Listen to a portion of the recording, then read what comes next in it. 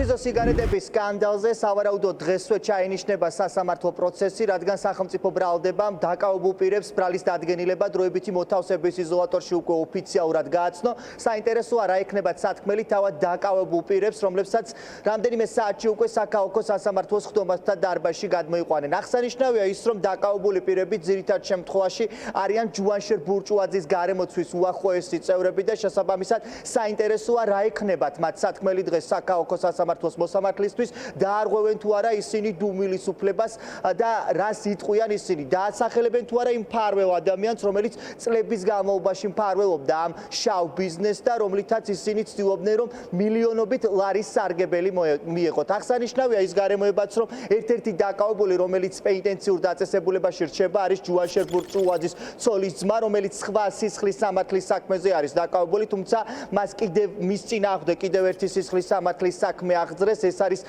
სიგარეტის უკანონო დამზადება შენახვა როგორც ბრალდების მხარე ამბობს სწორედ ეს პირი არის ის მთავარი რომელიც ხელმძღვანელობდა ამ კომპანიას და პრინციპში დოკუმენტებითაც ირკვევა რომ სწორედ ჯუანშერ ბურჭუაძის ცოლის ძმა არის ის ადამიანი რომელმაც 2023 წელს დააფუძნა კომპანია რომელიც წლების განმავლობაში შავ ბიზნესს აკონტროლებდა. საქართველოს პროკურატურამ ორგანიზებული ჯგუფის მიერ განსაკუთრებით დიდი ოდენობით საქონლის აქციზური მარკის გარეშე გამოშვებისა და შენახვის ფაქტებზე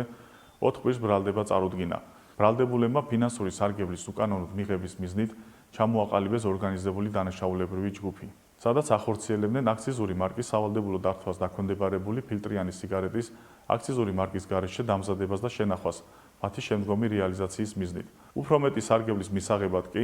ბრალდებულები სიგარეტის დასამზადებლად ძირითადად იყენებდნენ ცნობილი უცხოური ბრენდის დასახელებას და სასაქონლო ნიშანს. ინახავდნენ აქციზური მარკის სავალდებულო დართვას დაქვემდებარებულ განსაკუთრებით დიდი ოდენობით 2.176.000 ლარზე მეტი ღირებულების 325.000-მდე კოლოფ უაქციზო ფილტრიან სიგარეტს, რაც საგამოძიებო ორგანომ ამოიღო.